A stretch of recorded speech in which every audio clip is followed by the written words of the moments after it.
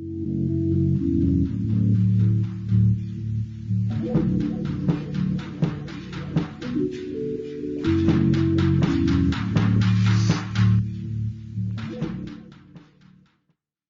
va pouvoir enchaîner notre discussion et on va continuer avec Sarah Sandra. Je ne sais pas si elle est là. Je ne la vois pas dans les petites vignettes. Ah, parfait, je te vois, nickel. On est ravis de te recevoir. Bon, pour le rappeler, tu es cofondatrice et directrice générale de l'agence Trends Paris. Et aujourd'hui, tu es avec nous pour parler des inégalités de salaire femmes et hommes. Exactement, merci beaucoup de me recevoir. Alors, on va commencer par te présenter. Donc, toi, est-ce qu'on pourrait parler, comme on vient tout juste de finir le débat sur l'éducation, si on devait parler un peu de ton parcours, est-ce que tu pourrais nous décrire un peu comment tu en es arrivé jusque-là?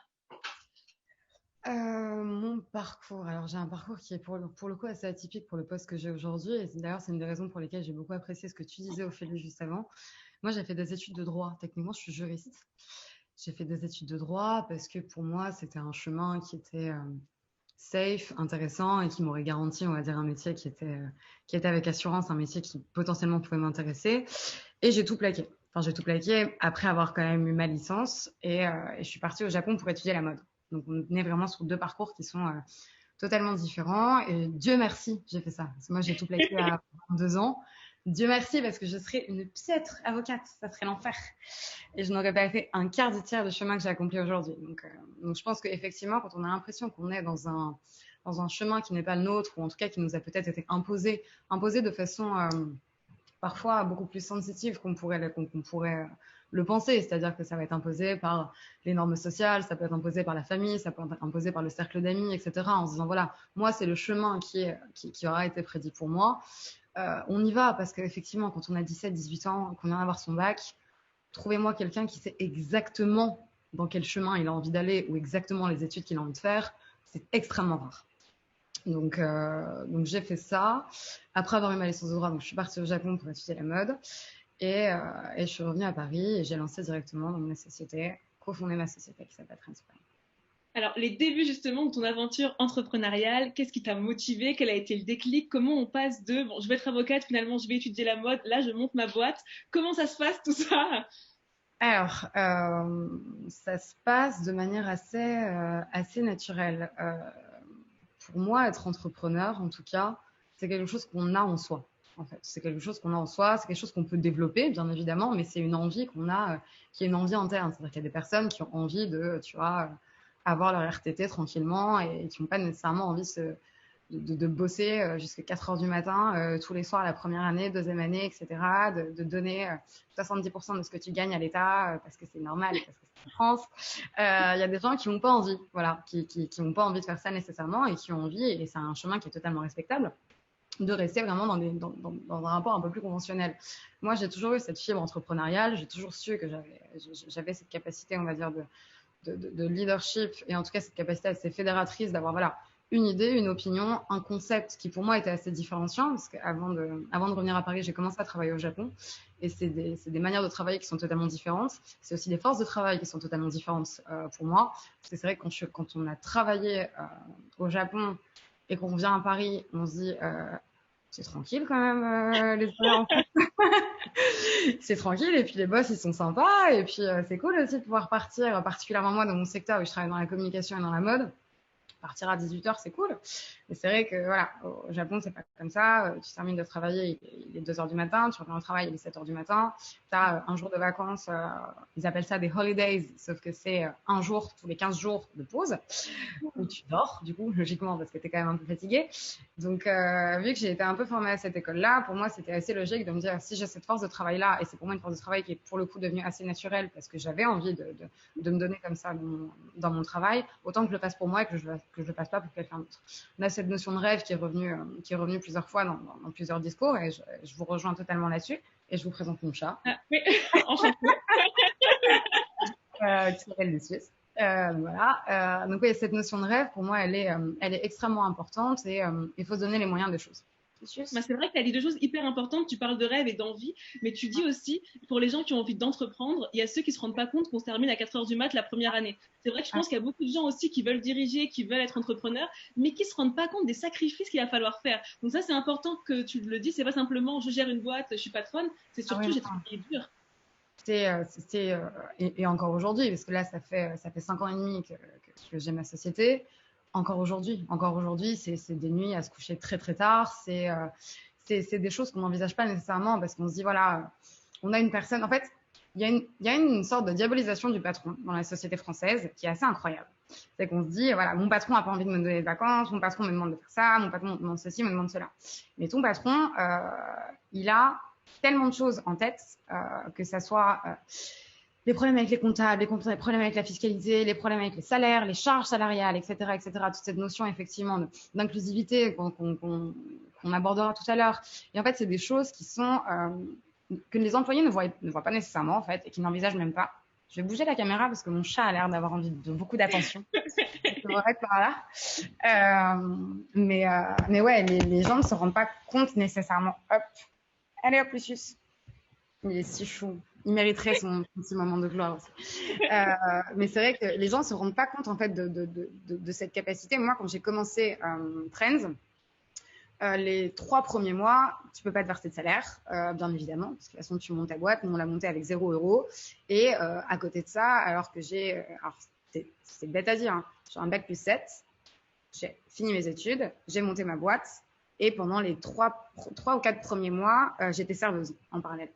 J'étais serveuse dans un resto à Paris parce qu'il fallait bien que je paye mon loyer, parce qu'il fallait que je réalise tout ça. Et en fait, être serveuse le midi et le soir et travailler la journée, aller voir des clients, etc., etc., essayer de se faire son réseau, parce que la notion du réseau est très importante aussi dans la communication, et se dire je nettoie des tables le soir parce qu'en fait, moi, mon rêve, je veux le réaliser, c'est quand même... il faut l'avoir, cette force de travail. Je pense que si on a envie de réaliser son rêve, il n'y a rien qui peut nous arrêter. Mais c'est vrai que le système français, c'est pas un système qui pousse forcément à entreprendre. Il y a beaucoup d'entrepreneurs qui disent que c'est un système qui va plus nous casser que nous booster. Comment tu l'as vécu, toi? Bien sûr, c'est extrêmement démotivant. C'est extrêmement démotivant. Tu vois, là, moi, on est en train de monter une filiale à Tokyo qui va s'ouvrir là d'ici 1 mois et demi. Tout est déjà signé. Et quand je regarde ne serait-ce que les charges salariales ou les taxes là-bas, alors que les taxes, nous, qu'on a en France, c'est lunaire. C'est-à-dire que vraiment, tout à l'heure, je disais 70%, mais oui, c'est pas vraiment très, très loin, 70% de ce qu'on donne à l'État, de ce qu'on fait, nous, à la fin. Donc, c'est-à-dire que tu te dis, je sais pas, moi, je vais donner un chiffre bête, tu fais 1 million, tu donnes quasiment 700 000 € à l'État, quoi. Et le reste, après, tu payes tes salaires. Hein. Faut que tu payes les salaires de tes employés, tes charges, etc., etc., quoi. Et mon chat et le schéma, enfin, c'est beaucoup quand même pour une seule personne. Donc, la France n'aide pas à ça, vraiment. Alors, restons, tu parlais d'argent, restons sur ce thème des salaires, justement. Avec les inégalités salariales en France, le 5 novembre dernier, à 16h16 pour être précise, les femmes ont travaillé gratuitement jusqu'à la fin de l'année. Donc, pour combler le gap entre ce qu'une femme gagne sur un an et un homme. Toi qui es entrepreneur, qu'est-ce que tu as envie de dire quand tu entends ça? Moi, je trouve ça lunaire. Je trouve ça lunaire qu'en 2021, on est, il me semble, si je ne me trompe pas, je crois qu'il n'y a que 6 pays dans le monde qui ont légiféré cette égalité homme-femme dans les salaires et dans les charges, etc. Et la France ne fait pas partie de ces 6 pays. Et les droits de l'homme, ouais, on est quand même censé être le pays des droits de l'homme. Droits de l'homme avec un grand H, donc les droits de la femme également. Mais moi, c'est quelque chose qui me paraît lunaire. Et à mon échelle, moi en tout cas dans ma société, tout le monde est payé de la même manière. Je ne vais pas plus payer une femme parce que je me dis, mon Dieu, moi maintenant j'ai le pouvoir de verser des salaires, donc je vais plus payer une femme qu'un homme dans ma société parce que maintenant, moi, je vais faire la contrebalance et girl power, etc., etc. Non, tu travailles bien, tu as le salaire que tu mérites.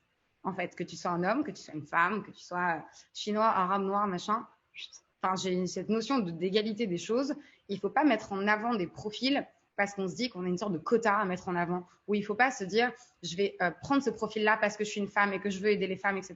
Non, je prends le meilleur profil. C'est un homme, c'est une femme, peu importe. Je prends le profil le plus compétent et qui va être en tout cas le plus compétent et qui va avoir la charge de travail la plus intéressante pour moi, mon entreprise. Et ça, c'est super important. En plus, la question de légitimité à un poste, en plus, c'est une question qui est pour moi assez différenciante parce que je pense que toute sa vie, tu sais, on a une sorte de syndrome, où tout le monde appelle ça genre le syndrome de la fraude. on n'a jamais l'impression d'être vraiment à sa place, en fait. Où on se dit, waouh, moi, il est en train de m'arriver ça, ou je gagne le temps, ou je réalise mes rêves, etc. Mais pourquoi moi, pourquoi pas un autre? Et tout le monde se remet en question. C'est quelqu'un qui se remet pas en question, c'est quelqu'un qui est pour moi foncièrement bête, en fait. Et tu as toujours cette notion de te dire à un moment ou à un autre, waouh, il m'arrive tout ça, mais est-ce que je le mérite? Est-ce que j'ai vraiment les compétences pour? Comment ça se fait que c'est moi? Comment ça se fait que c'est pas quelqu'un d'autre? Etc., etc. Et en fait, cette remise en question-là, elle est nécessaire pour pouvoir avancer. Elle est nécessaire parce que c'est celle qui te donne de l'énergie, celle qui te donne envie de te dépasser, celle qui te donne envie de te dire, voilà, si je suis à cette position-là, en fait, je vais prouver aux autres que je mérite d'être à cette position-là. Je suis plus dans un combat d'égalité que de... Tu vois, je rejoignais ce que tu disais tout à l'heure, Ramata, en se disant, pour discuter, il faut discuter ensemble. C'est très important. Et en fait, à partir du moment où tu commences à faire des clivages en te disant, on va mettre les femmes entre femmes pour prendre des décisions de femmes et on va être contre les hommes parce qu'en fait, ils nous ont jamais compris et les hommes vont être entre hommes, etc. Et puis les noirs vont être entre noirs et les arabes vont être entre arabes. Mais en fait, on va faire des trucs pour se souder. Non, non, non. Il faut un discours il faut un panel qui soit éclectique. Il faut que tout le monde puisse parler avec tout le monde et c'est le seul moyen d'avancer en fait. Parce que c'est pas créer plus de clivage entre les gens qui va faire avancer un débat. Et toi, en tant que chef d'entreprise, à ta façon, ces discriminations et qui existe dans la plupart des entreprises, toi, comme tu as le pouvoir de gérer chez toi, quelles sont les actions que tu mènes, toi, à titre individuel? Alors, à titre individuel, moi, je suis dans un secteur qui est quand même assez particulier vu que je travaille dans les relations publiques dans le secteur de la mode. Donc, on n'a pas beaucoup de CV masculins. Voilà. Alors, après, c'est dommage, mais on a regardé en plus aujourd'hui, j'emploie 70% de femmes dans l'agence. Donc, voilà. Quand on reçoit des CV d'hommes, et ce que je disais, CV d'hommes, CV de femmes, on regarde ça vraiment de façon totalement égalitaire et sans prise de parti et sans jugement là-dessus. J'ai pas l'impression d'être dans une lutte, pour être totalement transparente, par rapport à ça, particulièrement dans mon secteur où effectivement c'est malheureusement, d'ailleurs je dis bien malheureusement parce que je pense que les hommes peuvent apporter beaucoup aussi dans ce secteur, malheureusement féminin, mais je ne favoriserai pas une femme à un homme parce que c'est une femme.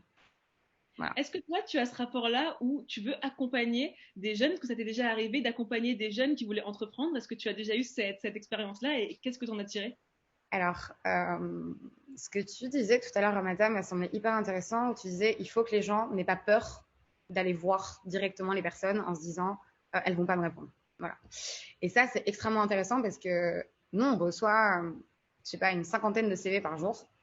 Et moi, je suis pas Nike, hein, tu vois. Donc, c'est que à l'échelle de ma société. Et il faut des choses qui soient différenciantes. Alors, les choses qui sont différenciantes, c'est premièrement ce que tu disais, Ophélie, tout à l'heure et qui était très intéressant, c'est au-delà du spectre scolaire, c'est les gens qui ont vécu des choses, les gens qui ont voyagé, les gens qui ont de l'expérience, les gens qui ont... Tu vois, je favorise beaucoup les CV, par exemple, qui ont fait de l'alternance. C'est con, mais ils ont un pied dans l'expérience professionnelle que l'éducation ne t'apporte pas nécessairement. Et pour moi, c'est hyper intéressant. Et d'un autre côté, j'ai favorisé beaucoup de profils qui sont venus me voir en direct. Parce qu'il y a très peu de gens qui osent le faire, en fait. Alors après, tu as toujours des gens qui viennent te voir en direct, qui t'envoient un DM sur Insta et qui te parlent comme si tu étais leur pote. Et on fait comment pour arriver dans ta boîte? Ça a l'air chambé. Non, on met l'effort. Voilà. Bonjour, ça va et toi? Super, etc. Donc, on met quand même un peu de forme.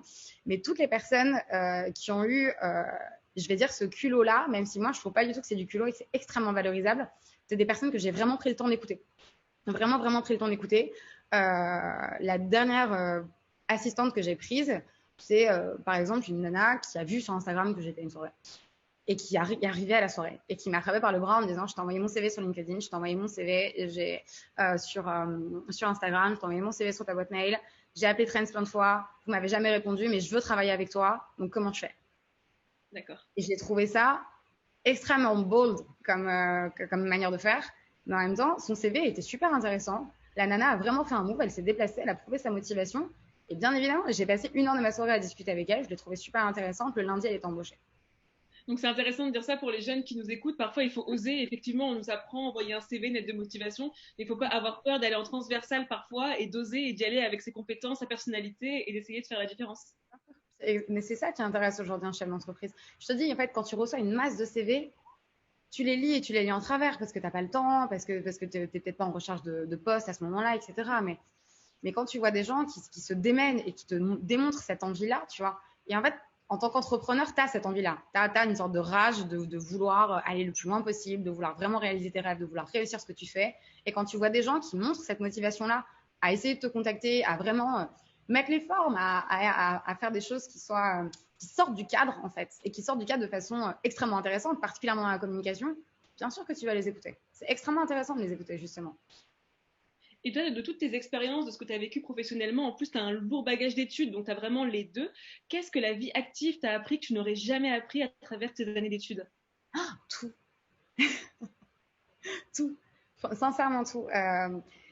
Moi, j'ai adoré mes années d'études et je pense qu'elles m'ont apporté énormément. Le droit m'a apporté énormément de structure.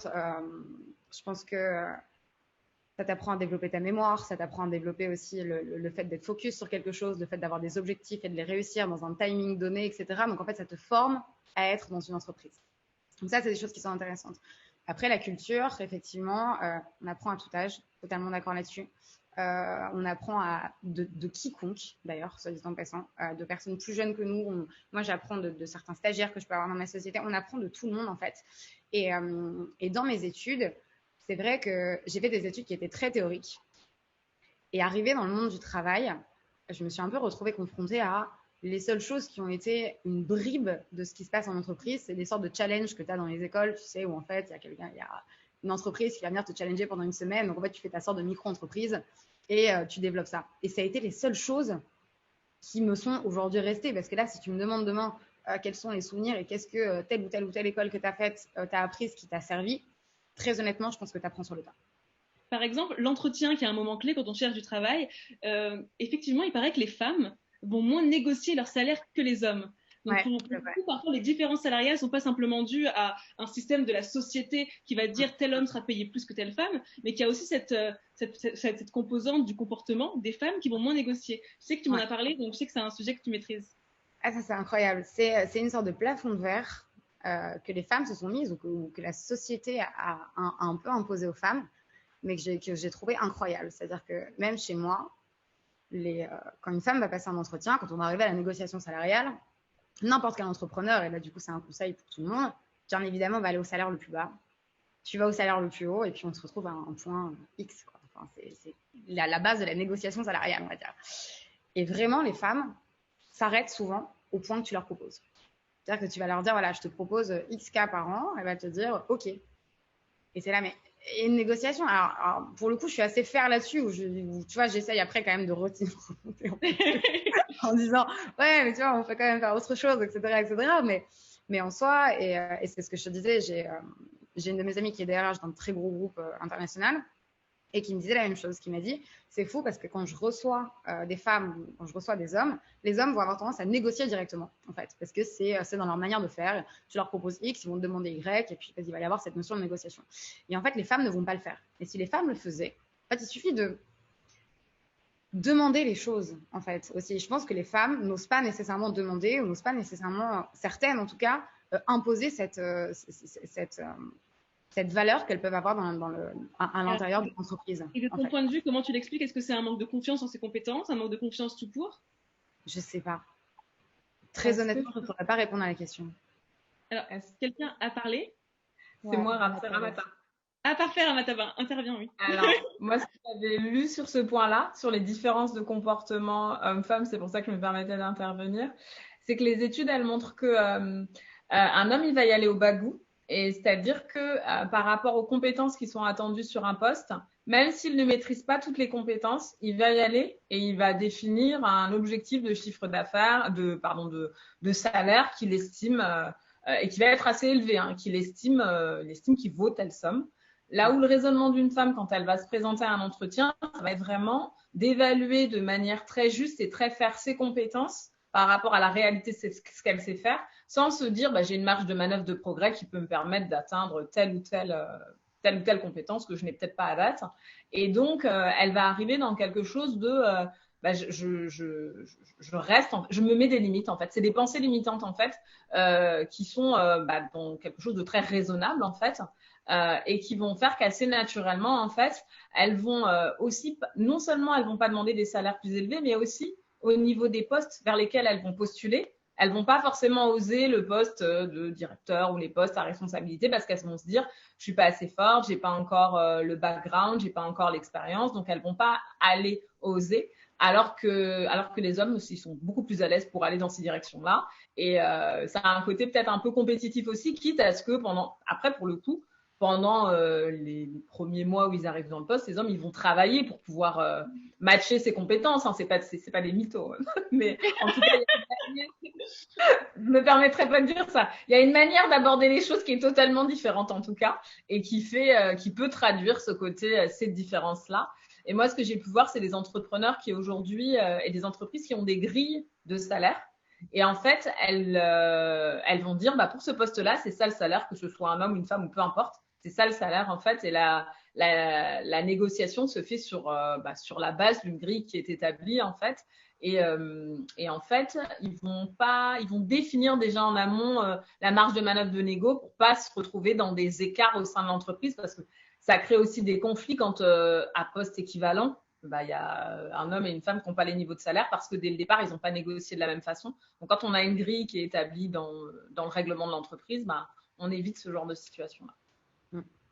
Merci Ramata. Mais depuis mars 2020, les très grosses entreprises de plus de 50 salariés doivent publier un indice d'égalité homme-femme. D'accord. Donc, l'indice se base sur les écarts de rémunération, le nombre de salariés qui sont augmentés, par exemple, après un congé maternité. Il y a plein de données qui rentrent en compte. Et en fait, si la société n'a pas un indice assez positif, il y a une amende. Alors, ça va peut-être pas faire écho justement à tout le discours que je tiens depuis tout à l'heure, mais là, je suis assez pour. Assez pour dans le sens où il y a tout un travail aussi d'éducation à faire avec les entrepreneurs qui sont peut-être un peu plus old school. C'est-à-dire que moi, je fais partie d'une génération d'entrepreneurs où je suis trentenaire. La plupart des entrepreneurs sont quand même, on va dire, beaucoup plus âgés que moi, etc. Et particulièrement dans ce type d'entreprise-là. Et je pense que parfois, si tu tapes pas sur les doigts de quelqu'un parce qu'il fait mal les choses, il a du mal à les faire par lui-même. Et en fait, nous, on a grandi dans une génération où on se dit, voilà, j'ai pas envie de faire cette différence entre les hommes et les femmes, j'ai pas envie de faire cette différence entre un noir et un blanc, j'ai pas envie de faire cette différence entre ce genre de choses, mais c'est mon discours de trentenaire. Le discours d'un cinquantenaire, c'est pas comme ça, malheureusement. En tout cas, il est très très peu comme ça, et c'est quand même assez compliqué. Donc en fait, cette régulation, pour moi, elle est assez nécessaire, particulièrement, et là pour le coup, on s'en était parlé effectivement ce week-end, sur cette histoire de congé maternité, où il faut faire quelque chose. C'est possible. Enfin, on ne peut pas se dire, quand tu pars en congé maternité, j'ai fait la blague sur le sevrage du chat, mais c'est la vérité. Tu pars en congé maternité, 2 mois et demi, alors qu'une maman chat, elle va garder son chat 3 mois, tu vois. Et tu pars 2 mois et demi et tu as 400 €, même si tu es payé 10 000 balles de base, en fait. Et donc, en fait, ça fait quand même un grand gap dans ta vie. Et à un moment, ce gap-là, il n'est pas faire. Parce qu'une femme, elle a le droit d'avoir des enfants. Parce que ça ne veut pas dire qu'elle est moins compétente que quelqu'un d'autre. Parce que si l'homme pouvait faire les enfants à sa place, il le ferait. Parce qu'il faut aussi élargir cette période de congé paternité. Parce qu'au final, si on parle d'égalité, ça fait aussi partie de ça. Et cette notion de congé maternité, c'est quelque chose qui est très important dans l'entrepreneuriat. Parce que je sais qu'il y a beaucoup de chefs d'entreprise qui vont se dire, à âge égal, particulièrement avec des trentenaires comme moi, je vais prendre un homme et pas une femme parce que la femme elle risque de faire un enfant et elle risque de partir. Sauf que si elle risque de faire un enfant et elle risque de partir, elle va faire cet enfant avec un homme qui lui aussi a un travail et qui lui aussi va se réveiller par le babe à 4 h du matin. Donc, mais dans notre société, on estime que si l'enfant est malade, c'est la femme qu'on appelle et c'est elle qui va quitter le travail et pas l'homme. Donc, est-ce qu'il n'y a pas aussi ce travail dans les mentalités, ce travail de fond à changer parce que l'homme, au même titre que la femme, peut quitter le travail parce que son enfant est malade à l'école, en fait. Bien sûr. Donc, c'est pour ça que je te dis qu'il y a toute cette histoire de congé paternité et là, on commence à y arriver avec des baby steps au niveau de la juridiction, tu vois, essayer d'allonger tout ça. Mais cette histoire de congé maternité où tu prends 2 mois et demi au final, tu as 3 semaines avant d'accoucher, 2 mois après, ton bébé, tu le laisses. Bon, déjà, tu as quand même un instinct maternel où tu te dis, je le laisse au bout de 2 mois pour reprendre le travail. Donc, c'est quand même assez prenant. Et en plus de ça, tu as eu 400 balles. Il y a un vrai problème. Donc, oui, pour moi, il faut rééquilibrer ça. C'est pas normal de n'avoir que ça. Sachant que pour une nana qui respecte son travail, le travail va être récupéré à un moment ou à un autre. Elle va doubler sa charge de travail, elle va être beaucoup plus compétitive au travail, etc. parce qu'elle va vouloir récupérer sa place et vraiment réadmettre le fait que son poste, elle le mérite. Donc, tu vois, c'est plein de petites choses, en tout cas au niveau de la législation, qui n'avancent pas aussi vite que les mentalités dans la société.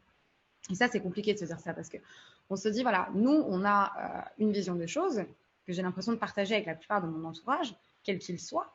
Et en fait, cette vision des choses-là n'est pas défendue dans le code civil. Et en fait, je peux me retourner vers personne en disant, mais enfin, c'est pas normal si moi, à poste égal, mon salaire, il est 20% plus bas qu'un mec qui fait exactement la même chose que moi. Et à qui je le dis pour dire que moi, je suis pas contente? Je le dis à mon entrepreneur. Bah oui, mais mon entrepreneur, il se dit juste que lui, il dépense moins d'argent et que de toute façon, tu pourras pas porter plainte contre lui parce que la loi, elle est pas de ton côté. Et puis, c'est pareil pour les congés maternité. Ah bah oui, mais enfin, 400 euros, c'est quand même pas beaucoup. Ah bah oui, ma cocotte, mais tu veux porter plainte contre qui? Ah bah contre personne. Donc en fait, et dans une petite entreprise, donc dans les entreprises de moins de 50 personnes, tu peux aller parler directement à ton patron et essayer de t'arranger avec lui. Et si tu as un patron qui est assez conciliant et qui comprend un minimum ce qui se passe dans la société, bien évidemment qu'il sera apte à négocier avec toi des choses, à te laisser du temps, à comprendre la valeur que tu as dans la société. Dans les sociétés de plus de 50 personnes, ton patron, tu le connais pas. Ton patron, tu le connais pas, tu l'as rarement vu, tu le croises dans les couloirs de temps en temps, tu n'as même pas eu d'entretien avec lui. Donc pour moi, c'est légitime en fait d'avoir justement cette régulation dans les très grosses sociétés pour pouvoir donner un peu plus de droits parce que à date, les juridictions ne font rien. Alors, on pointe du doigt toujours tout ce qui ne va pas, mais c'est vrai que pour terminer sur une note plus positive et plus bienveillante et une note d'espoir, j'ai envie de dire, depuis 4 ans, les chiffres sont en diminution. L'écart de salaire entre femmes et hommes se réduit petit à petit. Donc, je pense que c'est aussi un travail de longue haleine. Et depuis 4 ans, comme je vous dis, il n'y a jamais eu, on est en décroissance perpétuelle. Donc, c'est très positif pour l'avenir. Je pense que tu seras d'accord pour finir aussi sur cette note-là. Bien sûr, mais bien évidemment. J'espère vraiment que dans le futur, dans tous les cas, c'est quelque chose qui n'existera plus. J'espère que c'est des débats qui sont complètement obsolètes et peut-être que je suis complètement utopiste de penser une chose pareille, mais j'espère qu'à date, on va quand même se rendre compte que c'est plus normal et que ces choses-là ne devraient même pas exister. Et surtout que les prochains grands dirigeants, c'est notre génération, voire les plus jeunes. Et que là encore, maintenant, il y a une ancienne génération qui est encore au poste clé, qui petit à petit va partir vers la retraite. Donc de plus en plus, ça va être des trentenaires qui maintenant vont arriver à des postes clés dans toutes les plus grandes entreprises qui, eux, auront des mentalités différentes. J'espère. En tout cas, c'est une belle façon de terminer. Claire, je pense que tu seras d'accord avec moi. Parfait, note d'espoir. On va passer aux questions. S'il y a des personnes de LBE Mentoring qui ont des questions pour Sarah Sandra, je pense qu'elle sera ravie d'y répondre. N'hésitez pas si vous avez aussi des questions pour Amata et Ophélie. Elles sont là, prêtes à dégainer des réponses. Donc, n'hésitez pas. Oui, j'aurais une question. Ah, pardon. Vas-y, je t'en prie. Non, vas-y. Bon, alors, je m'appelle Sarah. Je voulais savoir, en termes d'inégalité salariale, étant une jeune femme étudiante qui fait ses premiers pas dans le milieu du travail, je voulais savoir comment peut-on essayer de faire bouger les choses à notre échelle, en fait. Et alors, ta question, tu la poses à qui? À Sarah. Alors, la dernière intervenante, oui, à Sarah. Sarah. Parfait, très bien. On a le même prénom. J'adorerais pouvoir répondre à ta question, mais je ne sais pas du tout. Je pense que hormis vraiment garder en tête le fait qu'il y ait ces inégalités-là, et effectivement, comme le disait Johanna, quand tu vas arriver en tout cas dans le milieu du travail et que tu récupéreras, j'espère, des postes clés, tu essaieras de combler ce gap. Je ne sais pas vraiment, j'ai malheureusement pas la solution à ça. Je sais vraiment pas. Je ne sais pas si quelqu'un peut m'aider à cette réponse, mais je n'ai vraiment pas la solution.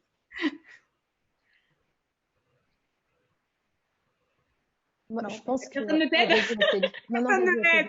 Je pense, c'est vrai qu'il est compliqué, comme disait Sarah, tant que c'est pas encadré de manière juridique, de pousser justement en termes d'inégalité salariale. Mais je pense qu'il faut garder espoir. Et puis justement, on a parlé du fait que nous, en tant que femmes, on va peut-être pas forcément aller à la confrontation pour négocier notre salaire. Et maintenant que toi, tu sais que justement les études montrent que souvent les femmes n'osent pas forcément négocier, etc. Je pense que tu peux intégrer cette information et se dire que si jamais tu as un poste, tu as un entretien, qu'on te propose tel salaire, que tu dis non, je suis capable de négocier aujourd'hui et qu'il faut essayer. Et puis j'espère que lorsque tu rentreras dans la vie active, que des choses ont déjà beaucoup changé. Je pense que depuis 4 ans, si ça descend, j'espère que quand tu rentreras dans la vie active, ça aura encore changé et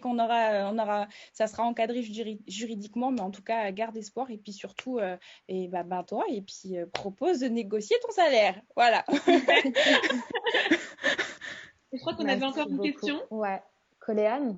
Oui, c'est moi. Bonsoir tout le monde. Je suis Coléane, stagiaire chez LBE et ma question est la suivante pour Sarah. Est-ce qu'au cours de ta carrière, tu as rencontré une personne qui t'a accompagnée, qui t'a aidée ou qui t'a tout simplement soutenue et que tu peux considérer aujourd'hui comme un mentor? Moi, j'ai la chance et la malchance aussi, mais c'est assez particulier d'avoir monté mon entreprise avec, à l'époque, mon petit ami, qui est aujourd'hui devenu mon mari. Et je pense que travailler en couple, ça peut être parfois il peut y avoir beaucoup de freins et des gens qui peuvent être très, c'est-à-dire voilà, on partage tout, c'est un peu bizarre, mais pouvoir rentrer chez soi le soir et justement pouvoir travailler toute la nuit sans qu'il y ait personne qui te dise rien et pouvoir apprendre l'un de l'autre parce qu'on a des formations qui sont totalement différentes. Moi, je viens des relations publiques, lui venait vraiment du marketing pur et avait travaillé dans les très grosses agences de market avant. Donc, on a vraiment appris l'un de l'autre et c'est un peu cheesy de dire ça comme ça, mais je pense que mon premier mentor a été mon petit ami à ce moment-là parce qu'on a vraiment grandi ensemble et appris ensemble de nos carrières différentes en fait et de nos expertises différentes. Et c'est ce qui a été, en tout cas, ça a été la personne qui m'a le plus appris. Merci beaucoup. En tout cas, merci à toutes d'avoir été présentes. Est-ce qu'il y a encore une dernière question ou tout est... Je pense qu'on est bon, Claire? Ouais, on est bon. Eh bien, parfait. En tout cas, merci encore pour ces super conversations, ces échanges super inspirants. Merci à toutes. Franchement, des témoignages, des partages d'expériences hyper intéressants et surtout un programme de mentoring en fait que propose Lead by Example, vraiment pertinent. Donc, je pense qu'on s'en est rendu compte et vous pouvez encore aller visiter le site www.lvementoring.com. J'aimerais bien dire, ça s'affiche ici. Voilà, un excellent levier pour aider la nouvelle génération et bien sûr aider les femmes à avoir le bon support et le bon coaching pour leur carrière et leur éducation. Ouais, franchement, c'était hyper intéressant. Donc, honnêtement, c'était une conversation qui était vraiment éducative, qui ouvre beaucoup de pistes et qui nous a fait prendre conscience d'actions à mettre en place, mais aussi d'opportunités qui existent pour vraiment contribuer à la lutte pour les droits des femmes. On a eu des échanges qui permettent aussi de sensibiliser et d'informer sur des problèmes fondamentaux de notre société. Donc, encore une fois, merci beaucoup Ophélie, Ramata, Sarah et aussi Emanuela. Ouais, c'était juste hyper top ce talk. Bon, bah, bonne soirée à toutes et à tous. Vas-y, dis-moi, Johanna. J'allais dire, on l'a fait le 8 mars, mais c'est pas parce qu'on est le 8 mars qu'on l'a fait aujourd'hui. Hein. Cette action, on l'amènera tous les jours, chaque jour de l'année, aussi longtemps qu'il le faudra. Donc là, c'est une date symbolique pour cette première conférence. Mais sachez qu'on l'a pas fait parce que c'est le 8 mars et les actions vont continuer. Tout à fait. Merci encore. Très, très bonne soirée. Merci beaucoup. Au revoir. À bientôt.